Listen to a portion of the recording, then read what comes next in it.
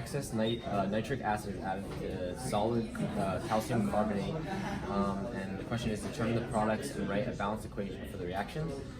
So here's the balanced equation, and it's this because when mixed with acid, the calcium carbonate substances will always yield two products, CO2 and H2O, which is a unique property to carbonate, sulfate, and nitrate compounds. Calcium has an assumed charge of +2, and nitrate has an assumed charge of -1, meaning this will form a compound of CaNO3 with two nitrates. And then, as well as according to Rule 2 of the solubility rules, nitrate compounds will always be soluble in water, meaning this will be aqueous, and then due to the heat created by the reaction, both CO2 and H2O will be gaseous. And then part B of the question is briefly explain why statues made of marble displayed outdoors in urban areas are deteriorating. And the reason that these statues are deteriorating is due to calcium carbonate's high reactivity to water and acids in the environment. And although calcium carbonate is not soluble in water, the substance that this reaction between calcium and water creates is soluble, causing the marble to slowly deteriorate over time. As well as acids will melt and dissolve the calcium carbonate, causing it to become soluble and wash away or become vaporous and dissipate into the nearby atmosphere. A solution containing silver 1 nitrate is mixed with a solution containing iron 2 sulfate. Determine the products and write a balanced equation for the reaction. So, we know that silver nitrate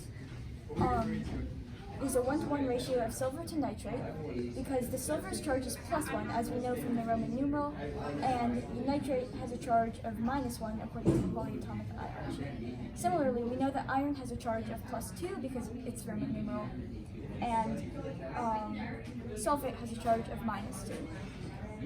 We also know that these are both soluble and aqueous because they were both in solutions. Balancing this equation isn't particularly complicated since there are more charges in iron sulfate than there are in silver nitrate, even though they're both neutral compounds. There have to be more silver nitrate molecules in the equation. This type of reaction is a double displacement reaction, which means that the metals swap in what non-metal they're bonded to. To get the states of the products, we can look at the solubility rules.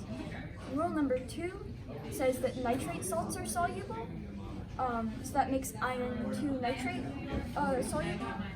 But rule number 4 says that silver 2 sulfate is insoluble, which makes it a solid in this reaction. Part B of the question asks, if the products of the reaction described above were filtered, which substance, if any, would remain on the filter paper?